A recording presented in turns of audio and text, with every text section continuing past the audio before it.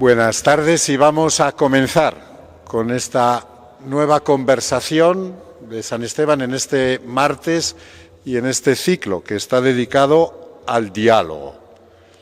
Esta tarde vamos a reflexionar sobre el diálogo en la creación artística, que luego los intervinientes, Isabel Bernardo y Florencio Maillo, seguro que lo ilustrarán mejor que yo, pero es un diálogo a muchas bandas, con muchas frecuencias, porque el diálogo de la creación artística es un diálogo con uno mismo, pero también es un diálogo con la sociedad. Los artistas reflejan sus experiencias, sus inquietudes, pero también son portavoces de un momento social y de un momento cultural, y también dialogan con la tradición. Por eso seguro que la conversación de esta tarde, y les damos las gracias por estar hoy aquí, por haber hecho un hueco en sus agendas y compartir esta tarde sus reflexiones con nosotros, seguro que va a ser muy interesante. Y ahora pues don Félix Torres, que es otro de los miembros del equipo que organizamos los programas de las conversaciones de San Esteban, va a hacer la presentación de los dos intervinientes. Muchas gracias, Ricardo. Buenas tardes. Poco más que añadir a lo que ha dicho Ricardo como presentación formal. Estamos en unas conversaciones dedicadas a los diálogos, al diálogo. Hemos pasado por el diálogo con uno mismo. Tuvimos a Juan Antonio Francisco, filósofo, que estuvo hablándonos de este diálogo con uno mismo. El propio Ricardo de Luis estuvo hablándonos del pensamiento dialógico de Martin Buber. Y hoy pues vamos a tomar un aspecto del diálogo quizá algo más diferente, algo más llamativo. Son los diálogos en el arte o los diálogos en la creación artística. Porque el arte habla. Quizá esta forma de hablar sea más comprensible en literatura que en otras manifestaciones, pero el arte habla.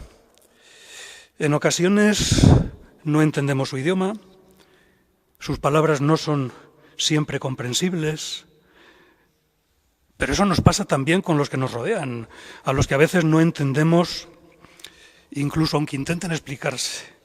Podríamos decir diálogos de sordos. Y el arte nos habla y nos cuenta no solo aquello que siente el artista al realizar su obra, sino también nos dice cómo nos sentimos nosotros, cómo se sienten los que nos rodean cuando estamos admirando una obra. Podríamos decir que la creación artística es un diálogo complejamente sencillo. Un diálogo de artistas que charlan de tú a tú con el espectador, con nosotros. Porque la creación es diálogo permanente y un diálogo para descansar al séptimo día. O como titula Sabina Gau en su libro, el proceso de creación artística es un diálogo con lo inefable. Pues esperemos que hoy Isabel Bernardo y Florencio Maillo nos puedan explicar este diálogo. Creo que no hace falta presentación para Isabel Bernardo, a quien tengo a mi derecha, o para Florencio Maillo. Los dos forman parte de la vida artística de la ciudad, forman parte de la vida cultural de la ciudad y todos, más que menos, conocemos de su biografía o su biografía más general. Pero si intentásemos profundizar un poquito más, pues habría que decir de Isabel Bernardo que es escritora, que es poeta, que es columnista de prensa en la Gaceta Regional y por tanto es un nombre muy vinculado al mundo de la cultura, como digo, donde desarrolla una intensísima labor desde diferentes ámbitos e instituciones, conferencias, presentaciones de libros, moderación de foros, moderación de debates, homenajes, recitales. Un currículum bastante extenso, del que, bueno, pues voy a destacar algunas pinceladas, y nunca mejor empleada la expresión. Isabel Bernardo fue coordinadora del Congreso Internacional de Poesía Fray Luis de León ipso ferro, que tuvo lugar en Salamanca en junio de 2018. También está en su haber la idea y la dirección de un proyecto, el proyecto Poéticas de Salamanca, realizado para la Diputación de Salamanca, en el que tanto Florencio como yo creo que hemos tenido el privilegio de aportar un poquito, de participar de alguna manera. Más recientemente, pues también es la idea, la que tiene la idea, la que crea la idea y dirige el Festival Salamanca Lenguaje Universal de Cultura para el Ayuntamiento de Salamanca. Esto en cuanto a su actividad, así un poco más de cara al público en directo, pero es autora de varios libros de poemas. Podemos destacar Sur, Tiempo de Migraciones, Caballo sobre el Viento, Flores de Fuego, Para que calle el viento, Salve, hijos de Eva, Donde se quiebra la luz, África, una lejanía, donde son posibles todas las lejanías, y Siempre adentro. Una antología que recoge buena parte de su obra entre 2005 y 2020. También escribe literatura infantil, también escribe novela. Ha escrito GTV 2.0, un viaje a la gastronomía de todos los siglos en una historia de ficción. También escribe género dramático y en 2022, el año pasado, estrenó la obra Pollos, tórtolas y perniles, almuerzo en la casa de Celestina, en el Teatro Liceo.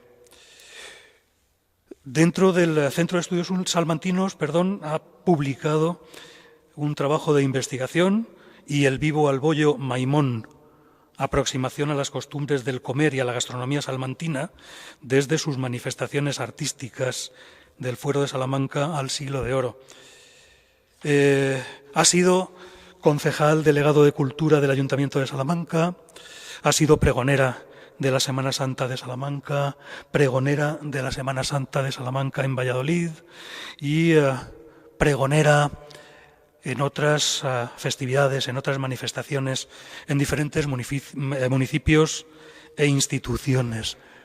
Ha sido poeta ante la Cruz en 2017, es co-coordinadora de la revista Papeles del Martes, miembro numerario del Centro de Estudios Salmantinos, miembro del jurado de los Premios de Hostelería de Salamanca, consejera del Consejo Social de la Universidad de Salamanca y, pues ostenta diferentes premios y galardones, pues quizá los más destacados, el Premio Internacional Literario 2005 por la Academia Internacional de Gastronomía, el Premio Internacional de Poesía Flor del Almendro, el Premio Internacional de Poesía Carmen Montero Medina, el Premio Mundial Fernando Rielo de Poesía Mística o el Premio Sarmiento de Poesía.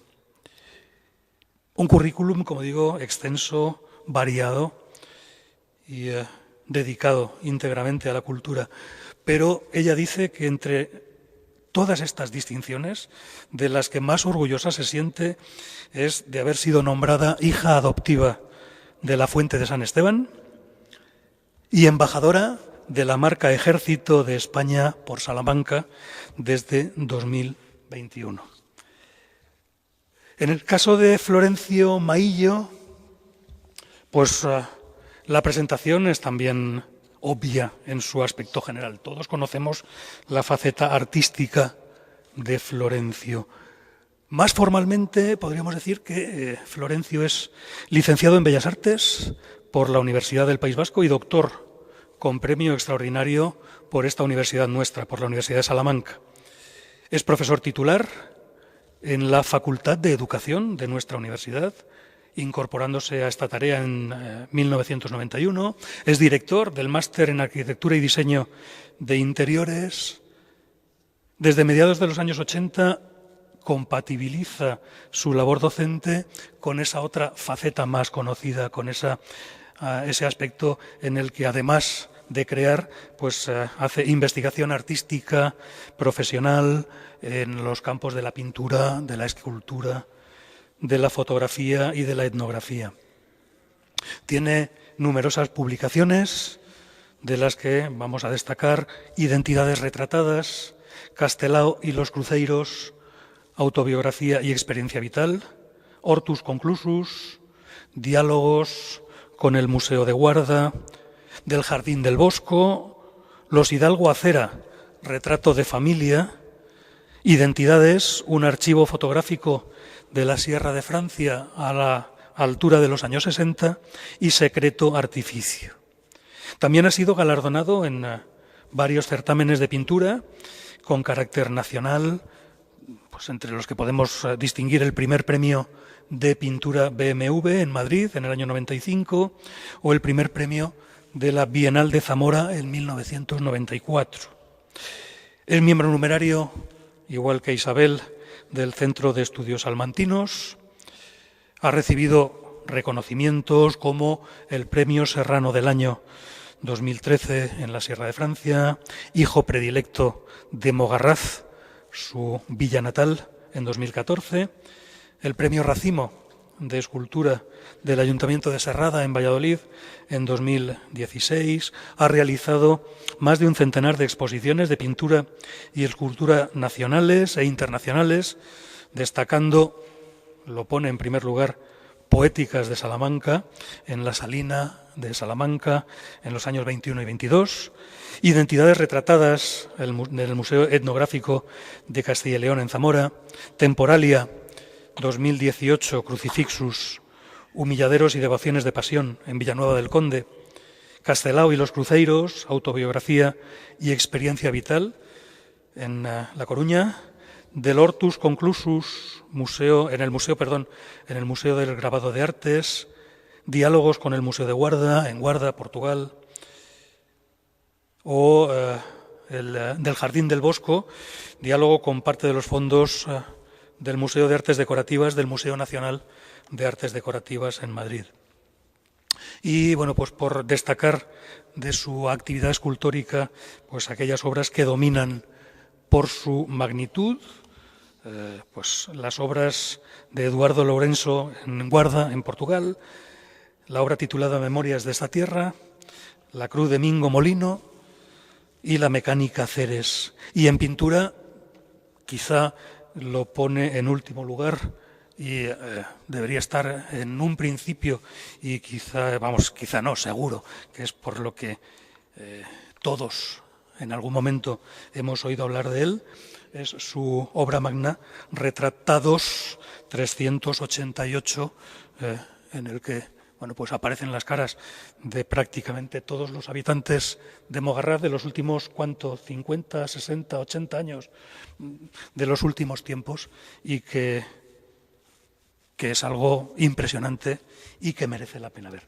Pues esta es mi presentación. Muchas gracias a los dos por dialogar con nosotros, por hacernos dialogar, por dialogar entre vosotros y por descubrirnos eso pues que tanto Ricardo ha comenzado introduciendo, ¿no? Un diálogo interior, un diálogo con los demás, un diálogo...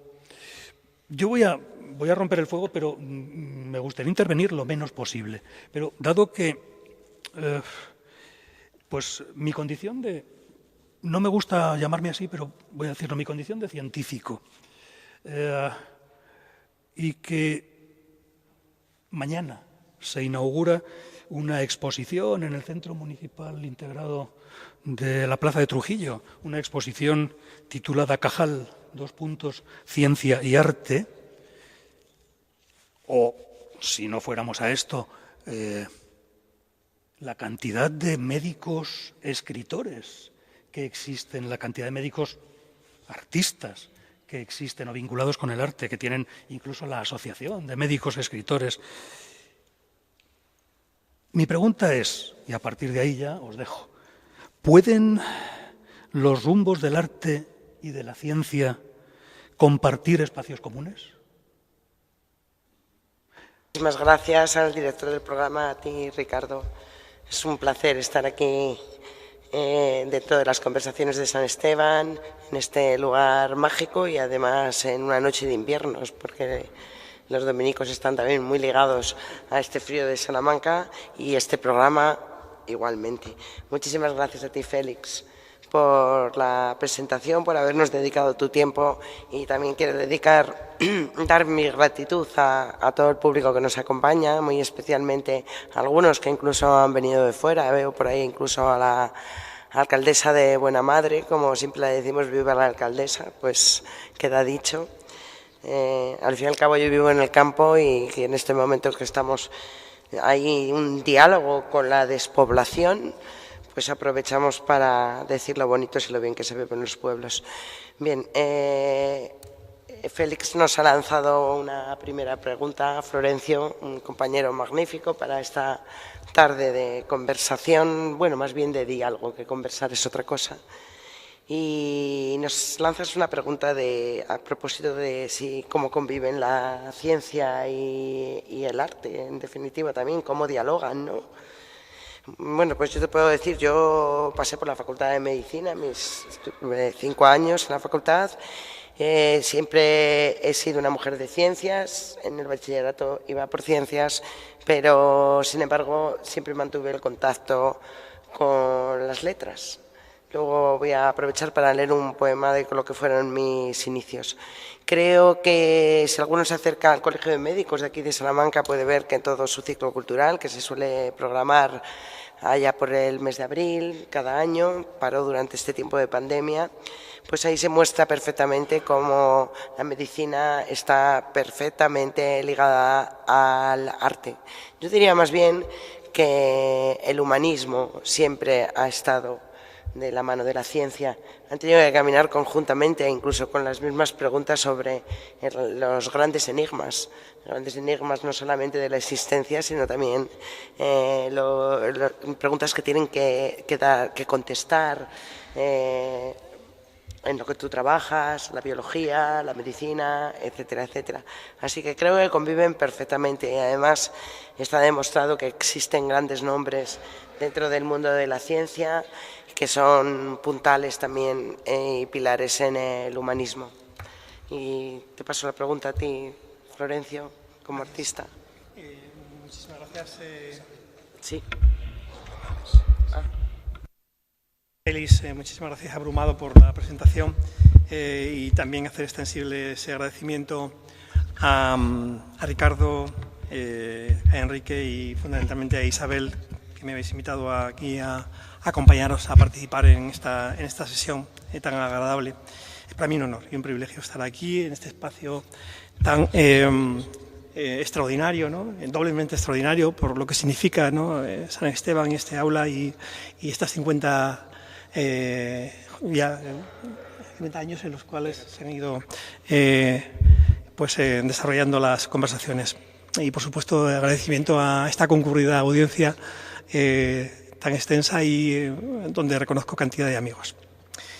Ante la pregunta esta que nos haces, Félix, ya ha contestado prácticamente Isabel.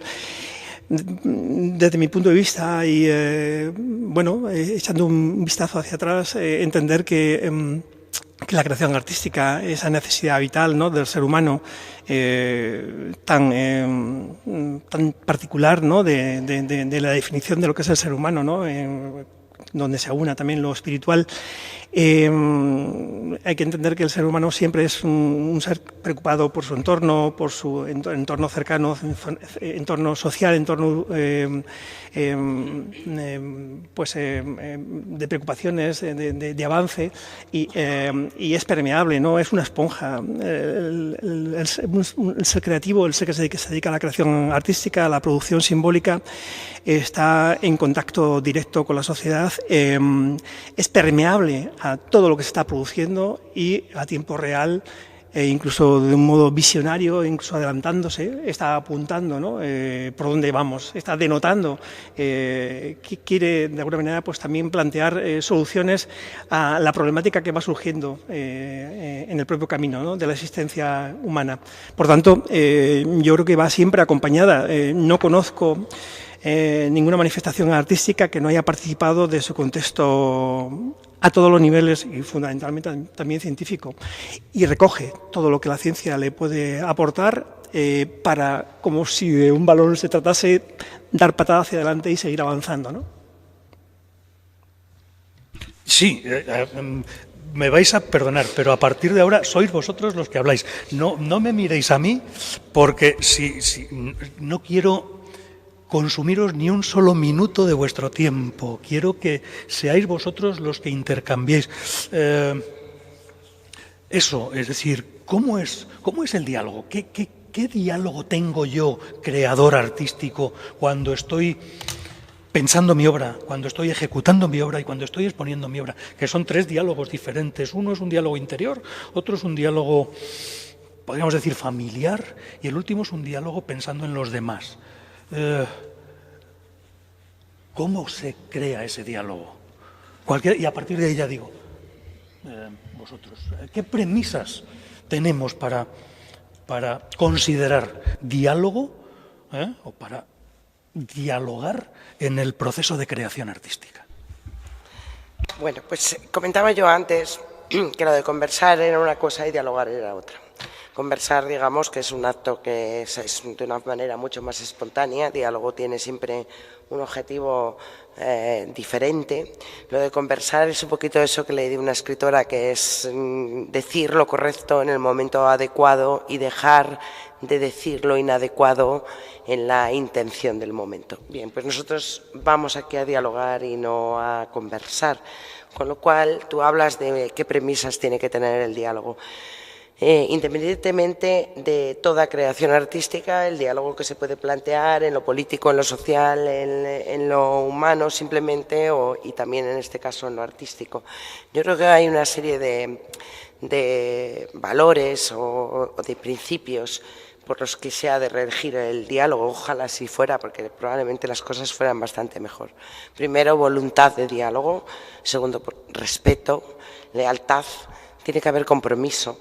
Tiene que haber responsabilidad, tiene que haber ante todo verdad. Un diálogo sin verdad es prácticamente una gran mentira, estamos asistiendo a muchos de ellos, y muy especialmente tiene que existir capacidad de asombro, porque creo que en un diálogo ante el otro que tenemos a nuestro lado o ante los otros, tenemos que permitir que puedan disfrutar incluso de la sorpresa, o que podamos nosotros disfrutar de esa sorpresa, de lo que decimos y de lo que nos dicen. Creo que el diálogo, la falta de diálogo, es algo que nos aísla del mundo, y eso, cuando te aíslas del mundo, eso también se nota en tu obra artística. Ya nos contarás tú ahora qué opinas respecto a esto. Muchas veces a los escritores, a los pintores, como es en el caso de Florencio Maillo, pues se nos cree que son, o se nos imagina, demasiado solitarios, demasiado metidos en esa sombra de la creación, esa que llaman musa de la inspiración, que yo creo que no existe. Es tiempo, que es diferente, tiempo. Y nos imaginan dentro de ese ámbito creativo como lejos de todo lo que hay a nuestro alrededor, y eso sí que no es cierto. Es fundamental, por lo menos al menos para mí, en todos los géneros que toco desde la literatura, que mantenga un contacto muy directo y de hablar muchísimo, muchísimo, no solamente conmigo misma, sino también con la naturaleza. Tengo que hablar también con los problemas sociales, aunque yo nunca he escrito poesía social, por ejemplo, pero eso no quiere decir que le esté dando la espalda. Entonces, no somos entes raros. Creo que somos como todos los demás. Los cocineros también dialogan dentro de la cocina. Hay que dejar tiempo para el pensamiento, hay que dejar tiempo para escuchar a tu alrededor y para escuchar el mundo, digamos, más intangible. Es decir, todo eso que está por ahí arriba, o lo que se llama siempre, está dentro de del imaginario existencial, ¿no? Responder un poquito a las preguntas que somos, a dónde venimos, eso surge de forma inevitable. Y bueno, creo que yo luego ya hablaré de mis géneros, como los voy desarrollando de una manera u otra, pero yo, Florencio, lo veo por ahí. Yo te he visto a ti trabajar, hemos comentado muchas veces ante alguna de tus obras, concretamente una de las últimas que hace poco se presentó en los medios de comunicación, una gran obra que va a ir a la catedral, probablemente ustedes lo hayan leído en los medios. Y hemos hablado de qué pensabas ante esa cosa inmensa, no solamente en tamaño, sino inmensa en pensamiento, porque llegar hasta ahí exige mucho diálogo con muchas cosas. Lo primero con respecto a la creación o a cualquier tipo de producción simbólica es que surge y se hace pues porque uno quiere hacerlo, ¿no? O sea, nadie te obliga. O sea, es que ese condicionante previo que no existe, es decir, uno tiene la libertad de hacer o no hacer, tienes la necesidad de hacerlo, ¿no? Aunque sea encargo. Yo he hecho en mi vida muy poquitos encargos, ¿no? Pero aunque sea encargo, yo no diferencio entre el encargo y lo que hago para mí mismo, que es prácticamente todo lo que he hecho en mi vida, ¿no? Desde ese primer cuadro, ahí a los 14 años, hasta este último, ¿no? Por tanto, pongo por delante la libertad y la necesidad, ¿no? O sea, uno necesita construir, ¿no? Construir, entre comillas, conocimiento para los demás, porque es un acto de generosidad, en el fondo también, porque tú no lo haces, lo haces para ti, pero luego lo haces para dialogar con los demás, ¿no? Es un ofrecimiento a la sociedad lo que estás haciendo. Por tanto, lo haces desde esa profunda responsabilidad, también teniendo en cuenta el intermediario, el lugar, los espacios donde eso se supone que va a estar, que también está condicionado en el propio proceso. No es lo mismo hacer un pequeño boceto que hacer una gran pieza, ¿no? Para un lugar extraordinario, ¿no? Donde tienes que entrar en diálogo con muchas cosas, fundamentalmente su historia. El diálogo primero es con uno mismo. Creo que tiene que ser interior, porque es una mirada interior, ¿no? O sea, tú tienes que llenar tu mochila para poder ofrecer algo. Por tanto, es un trabajo de proceso de interiorización de todos los aspectos que de alguna manera quieres contar, de irlos ajustando, de irlos enriqueciendo, de darles sentido, ¿no? De darles muchas vueltas, en diálogo permanente, poroso absolutamente con la sociedad con la que vives, porque si no, no eres contemporáneo, ¿no? Si no, serías una atemporal, estarías haciendo una cosa que no pertenece a tu tiempo. Entonces, tienes la necesidad de estar absolutamente abierto y te influye todo lo que haces en tu vida, desde lo que lees, el telediario que con sus noticias diarias, los paseos, pues, el sonido de los pájaros, todo te influye en lo que estás haciendo. Eres un ser que en ese sentido tienes un diálogo con tu contexto y con tu mirada también de recogida, esa mochila de la historia, ¿no?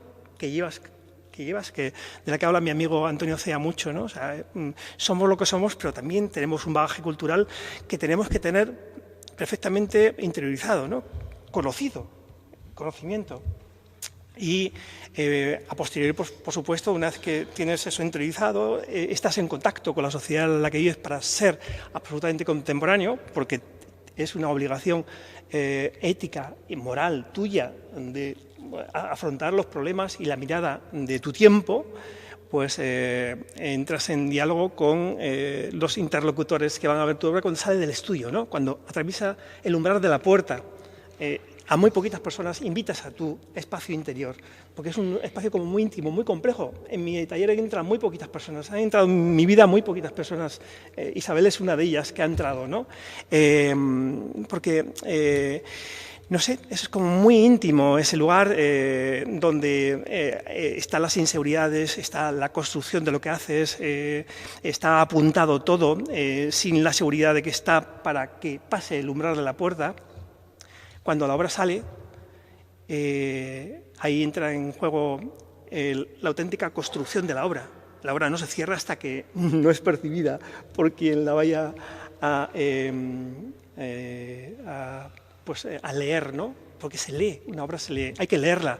Y ahí me gustaría hablar, si es posible más adelante, de lo que tiene que ver con esto, la educación. Yo formo parte de este mundo, ¿no? El de la educación artística, y que es tan importante en una sociedad avanzada como la nuestra, ¿no? Entonces, cuando la obra sale, el espectador ocupa el lugar que tú has ocupado cuando la has construido, ¿no? Entonces, mentalmente esto es muy interesante, ¿no? Porque yo lo siento cuando me pongo delante de una obra, en un museo, una sala de exposiciones, en cualquier lugar, aquí mismo. Me estoy poniendo en el lugar de la persona que la ha construido esa obra, ¿no? Estoy intentando interiorizar qué me ha querido contar, con todo lo que conlleva ello, ¿no? Porque no es banal lo que me ha contado, es producto, lo que ha hecho es producto de una mente reflexiva, inteligente. Es una obra elaborada, con una intención,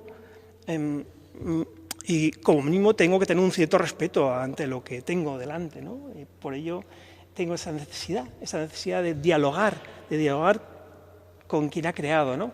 Para, de alguna manera, formar parte de su obra como espectador.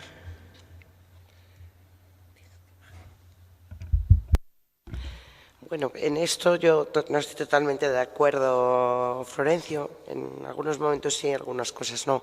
Es decir, cuando nuestras obras ya dejan de ser nuestras y pasan a ser públicas, me da igual que sea un libro o que sea una obra de pintura, lógicamente los diálogos se transforman, se modifican.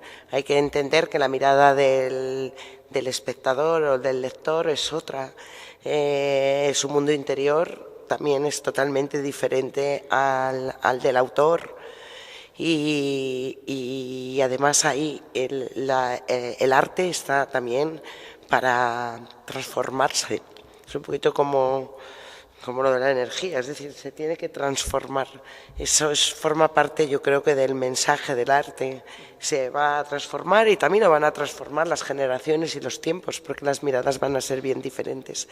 Y entonces, en un momento dado, probablemente haya gente que no comprenda el pensamiento desde el que han sido hechos. Todos sabemos que muchas veces, muchos cuadros, si tú agarras una enciclopedia de arte, a lo mejor un cuadro que fue pintado en el siglo XV, en el Renacimiento, sobre todo hay mucho escrito sobre ello, te cuentan toda la historia, qué pasaba por la mente del pintor, del artista, qué circunstancias personales tenía, qué hambres pasaba o no pasaba, y todo eso se iba por lo visto traduciendo en su obra. Pero bueno, esa es la lectura que han hecho otros. No hemos dejado hablar al artista, nadie ya le va a dejar hablar. A ti, a mí, cuando pasen muchos años tampoco nadie nos va a dejar hablar, y dirán de nuestra obra o en el caso de mis poemas o de tus cuadros lo que les dé la gana. No vamos a levantarnos de las cenizas para protestar, porque no nos van a dejar. Yo creo que independientemente de todo esto que estamos contando, es importantísimo, yo creo, que hacer llegar que el mundo del arte, el mundo de la literatura, tiene muchas caras también a la hora de expresarnos. Tú comentabas que siempre hay un diálogo interior. Hay un diálogo interior o no lo hay, porque a veces puede ser algo premeditado. A mí me sucede concretamente cuando cambio de género. La poesía me exige muchísimo de mí misma, porque la poesía me sale desde dentro. Soy incapaz de escribir poesía al servicio de algo. Alguna vez lo he hecho, pero bueno, son cosas muy puntuales y siempre he puesto ahí mi alma. Sin embargo, cuando cambio de registro, que viene muy bien además también para bueno, volver a recuperar cierta estabilidad, ¿no?, emocional, porque a veces sale uno muy tocado de ciertos poemarios, en mi caso. Pues cuando cambias de registro, por ejemplo, yo acometo un texto de narrativa o un texto infantil, sobre todo, que me permite recuperar, rememorar cosas con significados muy simples, muy sencillos. Entonces el diálogo es completamente otro, nuestros compromisos son otros. Cuanto más alto es el compromiso, cuanto más implicado estás, más te exige. La novela, por ejemplo, ¿cuántas veces se dijo? No sé quién lo dijo, esto lo tenía apuntado por aquí. Quinto Horacio dijo que mutato nomine, no sé si pronuncio bien en latín, porque yo hace mucho que no... Mutato nomine de te fabula narratur, es cambia el nombre y la historia hablará de ti. Pues entonces en eso es fantástico, porque yo me comprometo con los personajes, pero son ellos los que deciden lo que son. Con lo cual mi diálogo con ellos es que ellos me dejen hacer. Si tengo un personaje que es carnicero, pues le tengo que dejar dentro de su oficio. Si tengo uno que es filósofo, pues le tengo que dejar pensando. Entonces eso me compromete muchísimo menos. Es decir, me exige, pues tal vez, pues estudiar sus oficios, sus preocupaciones o su situación. Pero a mí me deja, me deja en mejor posición. Ya te digo, hay géneros que son mucho más vulnerables, te dejan mucho más desnudo ante los lectores. Y bueno, pues siempre tienes un poquito de pudicia, ¿no?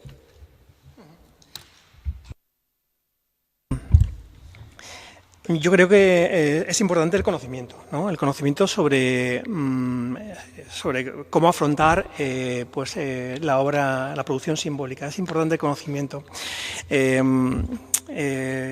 Y es importante el conocimiento sobre todo cuando la obra es contemporánea, ¿no? Porque somos como muy reacios a asumir lo nuevo, lo novedoso. Nos cuesta asumir lo novedoso, ¿no? Por desconocimiento, ¿no? Porque nos encontramos como indefensos. Entonces, yo defiendo, y esto lo vengo haciendo yo creo que desde siempre, escribir sobre lo que haces, ¿no?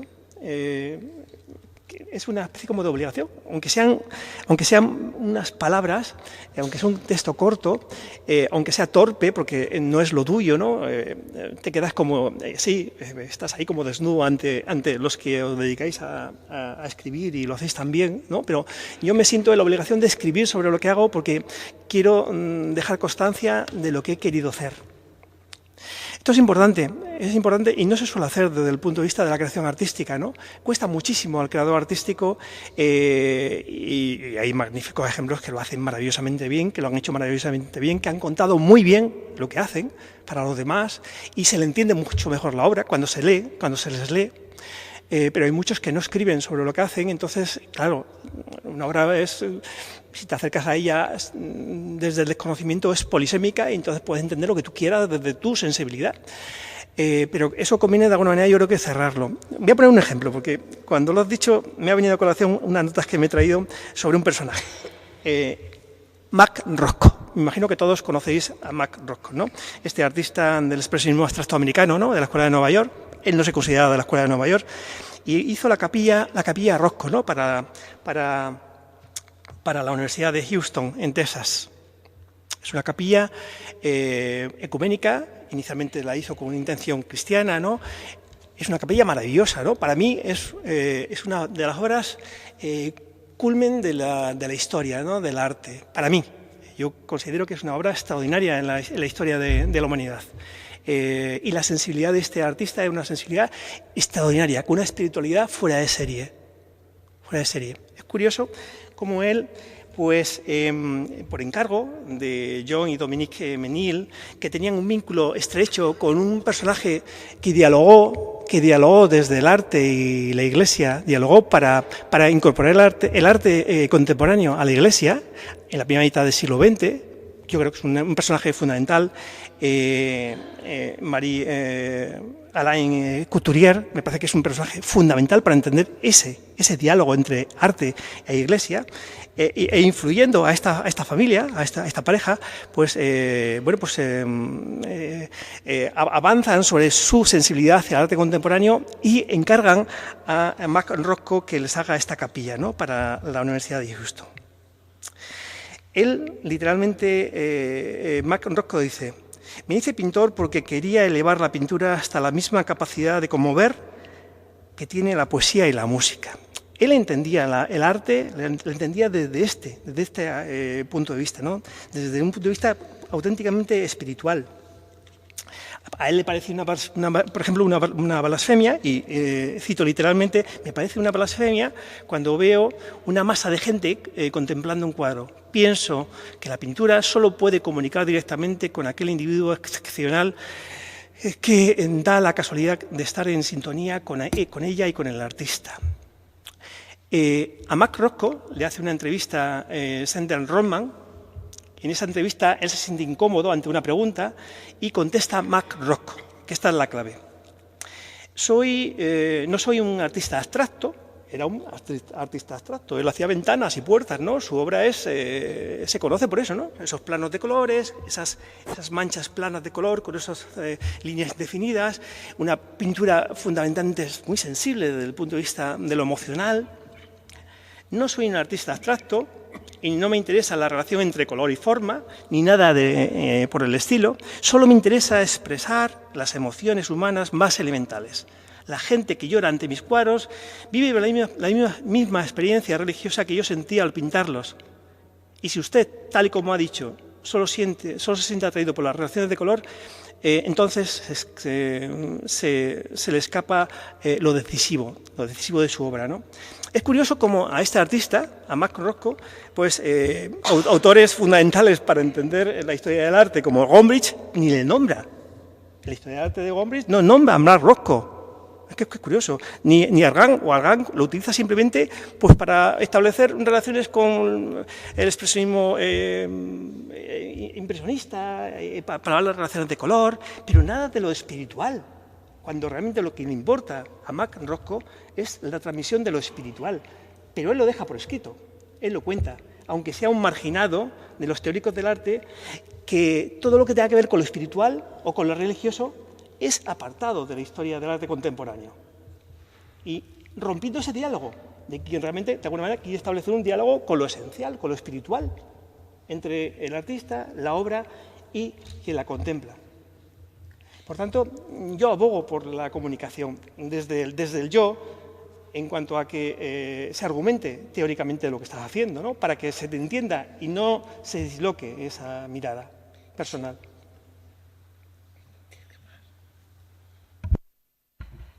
Sí, Florencio, por supuesto que todos abogamos por la comunicación, pero lo que no podemos pedir es que entiendan lo que nosotros queremos expresar.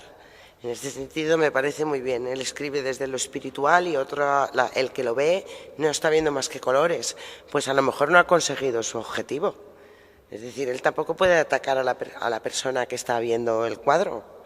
Porque me comprendes lo que te quiero decir. Y eso no vamos a negar que él no trabajara desde lo espiritual, que todas sus premisas estuvieran perfectamente dirigidas a conseguir pues una sensación casi de levitación del espectador, pero si ese espectador puede ser que no tuviera formación suficiente para mirar, o simplemente si la tuviera y en su sorpresa no quedará más que el color. Eso es lo que te comentaba antes, que tenemos que acostumbrarnos a que cuando tú haces creación artística para ti mismo, siempre va a estar dentro de lo que tú piensas. Cuando esa creación artística sale de esa puerta para afuera, de mi despacho o de tu taller, ya nosotros no podemos hacer nada. Tenemos que dejar que los demás sean los que hablen de la obra, si les gusta o no les gusta. ¿Me comprendes lo que te quiero decir? Ya le puedo yo explicar. No es que detrás de este poema hay una comunión con la naturaleza impresionante, es que está todo lleno de verde, es que, bueno, eso lo tendrá que decir luego la persona que lo lee. Nosotros, como hoy está aquí también hoy es martes y venimos de celebrar la tertulia, nuestra tertulia de papeles del martes, justamente en una salita aquí al lado. Entonces aquí está Luis Fraile, también su director, y mis compañeros los poetas. Y bueno, pues de esto muchas veces hablamos mucho, ¿no? Porque como solemos leer cada uno de nosotros 2 veces el texto que hemos llevado, entonces nos preocupa mucho qué sensación deja, qué pozo deja en los que nos están escuchando. Como somos un grupo fantástico, porque no somos entre nosotros nada pelotas, sino que al revés, muchas veces somos muy críticos, pues eso nos permite coger cierta distancia con nuestra obra, ¿sabes? Creo que eso es muy bonito. Pero tú también lo haces, porque yo he asistido en tu taller no voy a decir exactamente qué, pero te acuerdas que había una flor que hasta que no la modificaste yo no paré, porque a mí, ¿ves?, no me había transmitido lo mismo que a ti. Y yo siempre que iba a su taller, no les voy a decir de qué cuadro estoy hablando, aquel elemento dentro del cuadro que estaba en una parte baja se me había clavado en los ojos y es que no lo podía remediar. Yo iba al taller y pum, me llegaba y me chocaba. Y me sonaba una flor de los chinos, esos de plástico. Y entonces te recuerdas que con aquello tuvimos tú y yo como un ten con ten. Fue maravilloso, porque mira, entramos en diálogo a cuenta de una flor.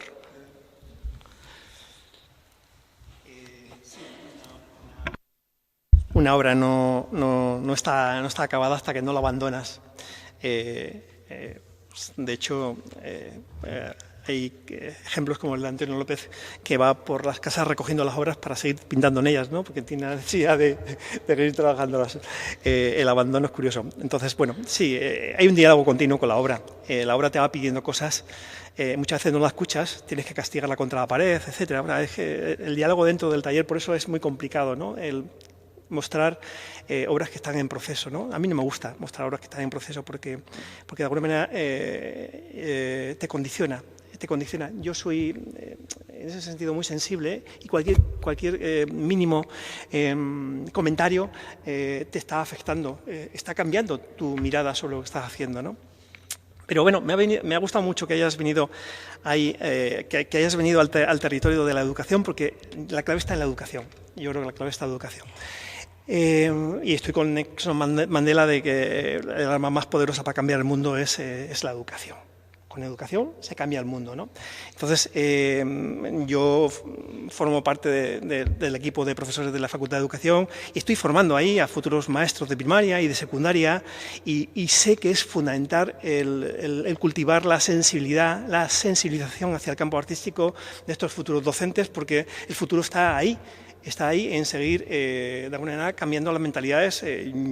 Yo os contaría cómo me llegan los alumnos en grado de primaria o en grado de secundaria o en el máster de secundaria con una deformación o una visión muy parcial sobre lo que es el arte y la sensibilidad. Entonces, la labor es inmensa, ¿no? Se trata de formar, de sensibilizar en el campo de la educación para hacer gentes más libres, ¿no? Y sensibles y críticos y dialogantes desde la crítica. Eso es lo que tenemos que forjar en definitiva, ¿no? Sucede que tenemos algunos conceptos pues como que no los tenemos muy claros. El campo de la educación artística se mueve a dos niveles. Uno es el de la educación artística general, que es, pues eso, a nivel formativo de lo que es obligatorio, y ahí no estamos formando artistas. Y hay muchos profesores en secundaria que se creen que están dando clases en Bellas Artes. No sé si es porque están frustrados y no están en Bellas Artes y están dando clases en un instituto o en un colegio de primaria. Y tenemos que tener claro que esto no es lo mismo. O sea, cuando tú estás sensibilizando desde el punto de vista de lo general a un chaval, a una chavala, tienes que alimentar su necesidad por disfrutar del arte y que lo va a mantener el resto de su vida, siendo médico, siendo abogado o siendo arquitecto o escultor, que me da lo mismo. Ya vendrá una labor profesional posteriormente, profesional en la Escuela de Artes, en Bellas Artes, en Artes y Oficios, donde sea, ¿no?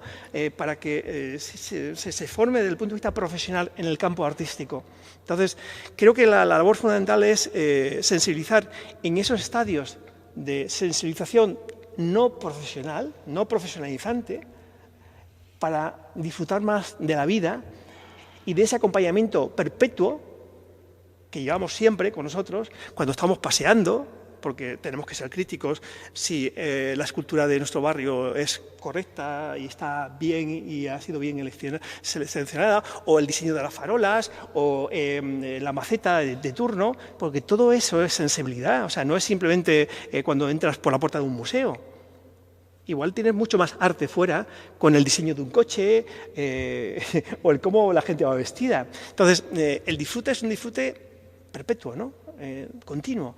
Y esa labor de formación en la sensibilidad que tiene que comenzar desde infantil y mantenerse el resto de la vida, Ahí están los medios de comunicación. Los medios de comunicación tienen que hacer una labor también de sensibilización artística, que no es solamente la escuela, también la familia, del mismo modo que la sociedad en general. Entonces, creo que es importante formación, formación y formación para construir más sensibilidad, porque esa sensibilidad nos hará mucho más felices y mucho más libres y mejores personas y mejor sociedad.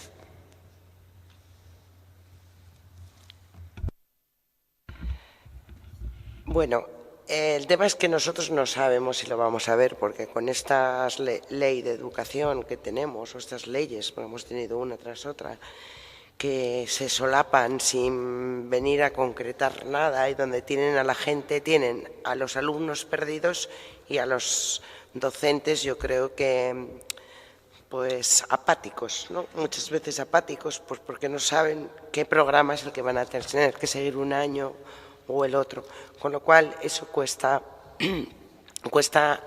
digamos, formar a los niños, al fin y al cabo, que son los que tienen que empezar con la semilla de la sensibilidad. Pero yo soy en este sentido optimista. Probablemente esto les sorprenda en los tiempos de ahora hablar de este optimismo. Probablemente nosotros a lo mejor no lo veamos, porque todos los cambios pues exigen su tiempo, pero ahora también es cierto que las cosas van muy rápidas. Yo me he dado cuenta de lo rápido que va el tiempo, porque hace como 2 semanas he entregado a la editorial un libro de relatos, y son relatos que yo he escrito pues en los últimos, no sé si 10, 12 años. Algunos, cuando los he vuelto a releer, a tener ante mí, me han sorprendido y he dicho, si esto es como del año María Castaña, y no son del año María Castaña, son sucesos que, si ustedes los leen, pues muchos de los que están aquí los han vivido. Pero sí que es cierto que a lo mejor ahora el mundo de hoy, pues no es que no los entienda, pero que le suena un poco a rancio, pero somos hijos al fin y al cabo de las cosas que hemos vivido. Es decir, ahora el tiempo va muy rápido y probablemente estas cosas cambien. Yo comentaba en que era optimista en este sentido de la sensibilización, porque sí que he observado precisamente ayer en una pequeña tertulia que tenemos por la noche, pues cuando salimos a tomar algo, yo comentaba que me había dado cuenta que en los medios de comunicación, en todos en general, ahora se comienza, son pinceladas, pero todo exige un comienzo.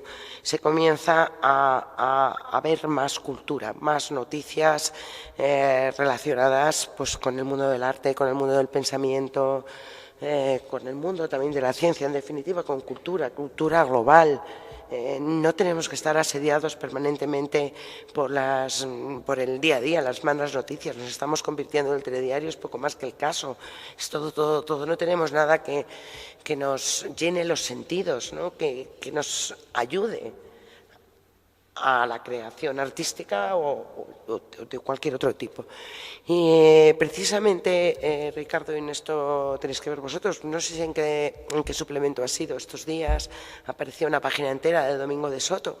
Domingo de Soto, uno de los pensadores de la Escuela de Salamanca, uno de los coetáneos también de ese derecho internacional, de los que hicieron esto, algo que afectó al mundo entero y que supuso un cambio. Yo creo que en los tiempos de decadencia, de grandísima decadencia, es cuando se necesita urgentemente una vuelta al humanismo.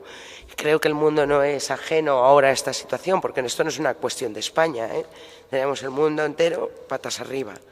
Pero lo cojamos por arriba, por abajo, por el este, por el oeste, patas arriba, en una situación de incertidumbre absoluta y de decadencia absoluta. Y frente a la decadencia no queda otra que el humanismo, es lo único que lo va a salvar. La sensibilidad, la creación, el diálogo de lo que estamos haciendo, porque ahora muchas de las cosas que están sucediendo es por falta de diálogo.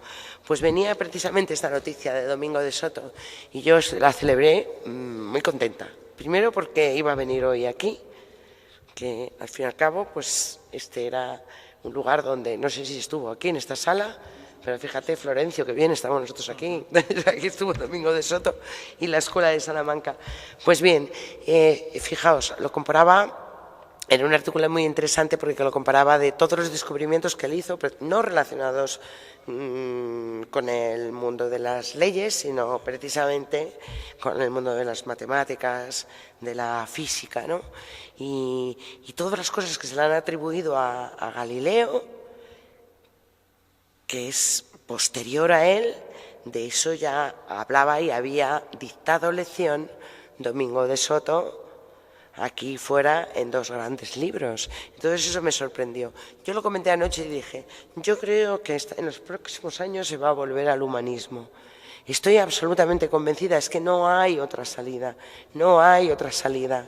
Y cuando se apueste por, o se abran estas puertas que de momento ahora están cerradas porque, vuelvo a repetir, tenemos unas leyes de educación muy peregrinas, vienen unos, las cambian, vienen otros, las cogen, las quitan, las ponen.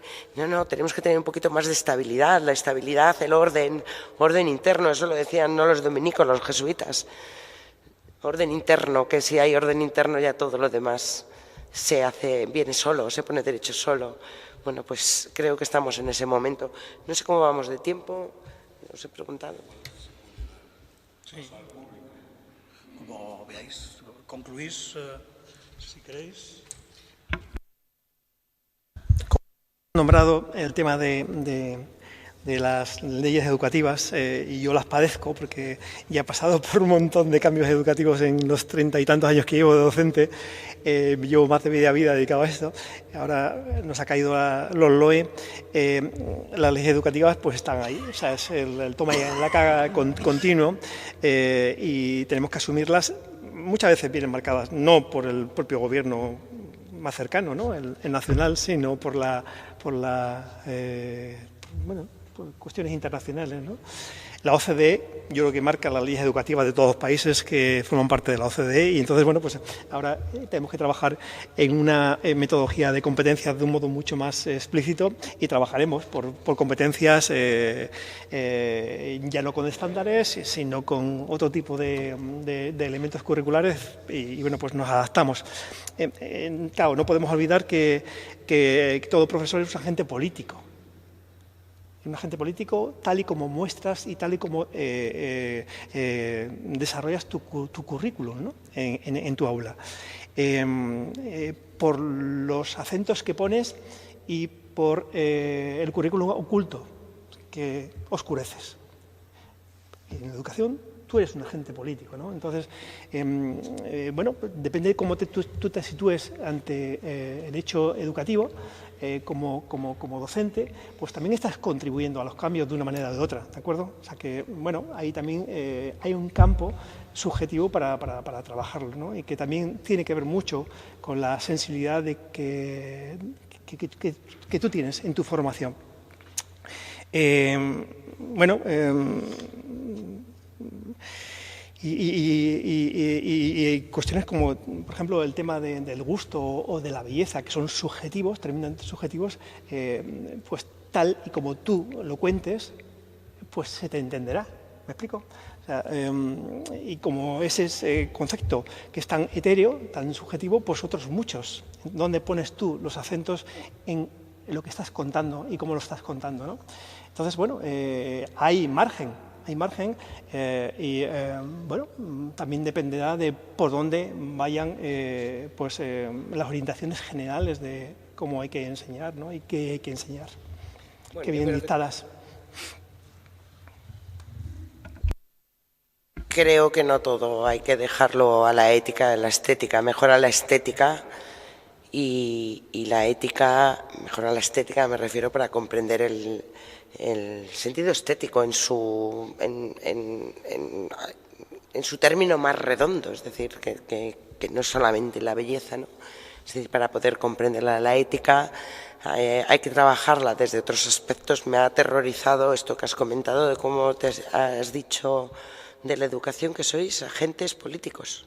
Todos somos agentes políticos. Tú misma cuando vas pasando por la calle, tal y como te muestres, tal y como andes. Bueno, pues prefiero no mostrar. No. Eso no me gusta, yo no. Pero, o sea, es así.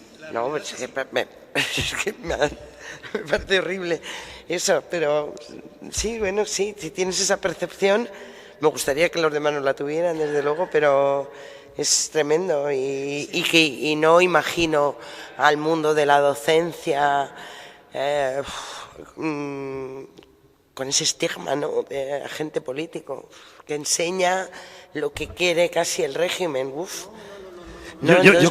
Yo creo que Florencio habla de la política sensu lato, es decir, todos somos animales políticos en cualquier actividad de nuestra vida, no solo la política centrada en la posibilidad, capacidad de gobierno, de control o de poder, sino en la propia manifestación personal de cada cual actuamos como animales políticos. Esa es mi interpretación. No, yo sí puedo también mediar, porque esta es una discusión en filosofía muy antigua, ¿no? Hay una acepción del término político que es término partidista, que yo creo que, Isabel, es lo que tú rechazas. Hay una acepción de lo político, de lucha, además lucha directa y descarnada por el poder, que eso es además lo que muchas personas entienden por político, ¿no? Y hay la acepción de lo político que tenía la filosofía griega, que tenía Aristóteles, que además tú mismo ejerces como persona que intervienes en la vida social y cultural, ¿no? Es decir, hay una acepción de la política que es la preocupación por lo colectivo, la preocupación por lo social, independientemente de la lucha del poder, de la adscripción a partidos, ¿no? Y quizás además es que esta segunda acepción es la que nos hace falta hoy en España, la de un diálogo sereno sobre la preocupación por las pensiones, el mercado laboral, las relaciones varón y mujer, y que no se utilicen esos temas para la lucha partidista. Entonces yo creo que esa es un poco la confusión, ¿no? Sí. Sí, yo no me refiero al partidismo, ¿no? Que no me interesa para nada, me interesa más esa otra mirada. Isabel. No. De esa otra mirada de compartir objetivos, ¿no?, como son los 17 objetivos de la ONU, por ejemplo, ¿no? Y que todos estemos hacia esa mirada, ¿no?, de poder compartirlos con objetividad, ¿no?, y no ocultándolos, no incorporándolos al currículum oculto, sino que estén presentes en nuestras vidas, ¿no? Por eso digo que somos agentes políticos, porque tal y como te manifiestes hacia ellos, pues te estarás posicionando, ¿no? Pues eso, acentuando unos aspectos o ocultando otros.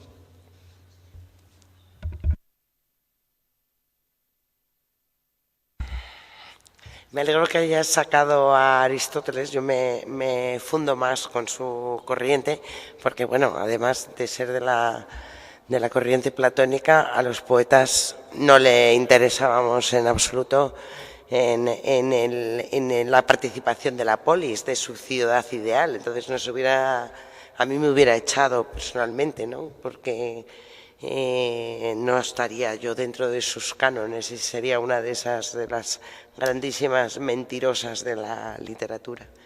Y bien, pues terminamos. No sé si...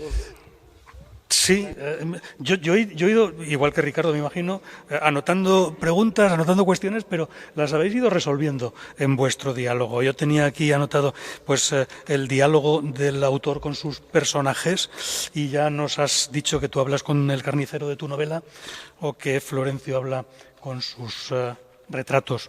O yo anotaba la cuestión de la sensibilidad en todo lo que nos rodea, es decir, yo la enfocaba, en mi pregunta la enfocaba más hacia la parte del mundo natural. La naturaleza es arte, la simetría de las flores, la fractalidad de un copo de nieve. Pero ya nos has dicho tú, Florencio, que es salir a la calle y juzgar, evaluar, criticar positiva o negativamente la farola, la maceta, lo que ves. Y es cierto que ese diálogo interior pues lo estamos manifestando casi como observadores de esa creación artística continuamente. Eso quería decir, que como mis preguntas no las han contestado, pues eso, le piden a Isabel que lea el poema que prometió en el comienzo, así que ella tiene la palabra. No es exactamente uno de los poemas de mis inicios. Probablemente el de mis inicios no me atrevería a leerlo porque tenía 12 años, está lleno de ripios, aunque a mí me guste mucho y lo guardé con muchísimo cariño. Este es un poema que viene a describir un poco cómo se prendió en mí el sueño de las palabras desde que era muy pequeña. La verdad que no recuerdo nunca con exactitud cuándo fue, pero sí tengo un pequeño bolígrafo con un capuchoncito que decían que era de oro, era un Bolly Parker de aquellos de acero con el capuchón de oro, y yo se lo enseñaba a todo el mundo y decía, el capuchón es de oro. Y tenía 12 años y bueno, pues aquello me hacía mucha ilusión. Bien, este poema se titula ahí en los párpados, La luz. Aun con la certeza de que un día llegaría la noche, desde chica inventé palabras para mantener la luz de mis riberas. Una a una iba encendiéndolas con los labios, una a una las avivaba hasta convertirlas en anémonas de fuego que más tarde arderían en los rincones sombríos de mis sueños. El caso era huir de la noche, huir siempre sospechando sus bravatas, los espantajos que habitaban sus bodegas, el eco ahogado de sus estrechas gargantas, las aves ciegas que atravesaban sus espesuras. En definitiva, huir de la oscuridad de un monstruo que yo suponía sin rostro y sin ley. Y escribiendo aprendí a detener la noche en el límite adverso de sus fronteras, en el círculo ominoso de su sombra. Y huyendo sorteé las trampas de sus fuegos de artificio, los infortunios de quienes se precipitan al abismo de sus heridas, sin más pan que la noche, sin más agua que la noche. No me pregunten quién me enseñó a hacerlo, quién me mostró que la noche acaba vaciándose sobre la misma noche que la engendra. No me pregunten si fue la pena que arrastró el invierno, si aquellos cuchillos de hielo que pendían de los tejados, si las tristes cenizas de los campos. No me pregunten por qué. Porque las horas no se detuvieron en aquel ayer donde la paz se hacía en la alianza de la lluvia, con unos pocos pájaros y palabras que anidaban en las cimbras del arco iris. Porque hoy las avecillas nuevas abandonan sus nidos y se hacen una volada que salpica sangre en el abril de los almendros. Porque la libertad de Dios desventra pólvora. Porque el mundo va haciéndose un respirar triste y silencioso donde no cabe pensarse. Muchas gracias.